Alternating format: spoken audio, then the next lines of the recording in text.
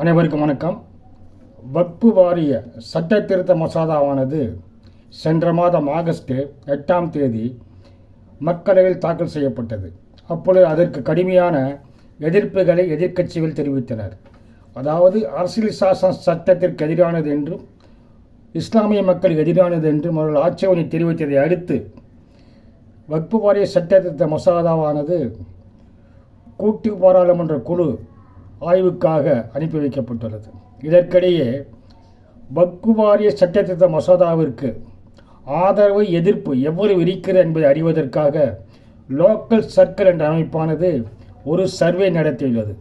அந்த சர்வேயில் 91% மக்கள் வக்ஃபு வாரிய சட்டத்திருத்தத்திற்கு ஆதரவாக கருத்து சொல்லியுள்ளனர். வெறும் 8% பேர் மட்டுமே தங்களுடைய எதிர்ப்புகளை பதிவு செய்துள்ளனர்.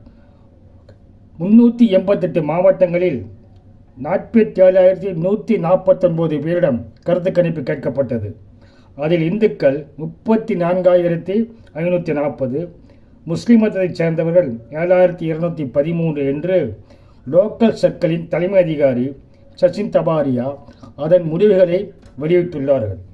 அதன்படி 91% மக்கள் வக்ஃபு வாரிய சட்டத்திற்கு ஆதரவு தெரிவித்துள்ளனர்.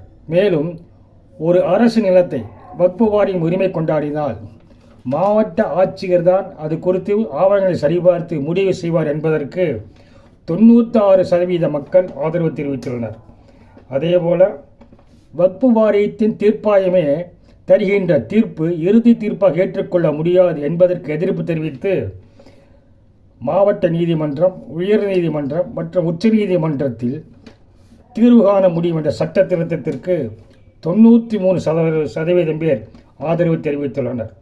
மேலும் மாவட்ட ஆட்சியர் தான் அரசு சொத்துக்கா அல்லையா என்பதை அவரே முடிவு செய்வார் என்று திருத்தம் கொண்டு வரப்பட்டுள்ளது. மேலும் வக்ஃபு வாரியம் ஏற்கனவே உரிமை கொண்டாடிய சொத்துக்கள் அனைத்திற்கும் உரிய ஆவணங்கள் இருக்கிறதா, அவை முறைப்படி பதிவு செய்யப்பட்டுள்ளதா என்பதும் சரிபார்க்கப்பட வேண்டும் என்று சட்ட திருத்தம் கூறுகிறது. அது மட்டுமல்லாமல் வக்ஃபு வாரியம் கட்டாய தணிக்கைக்கு உட்படுத்தப்பட வேண்டும்.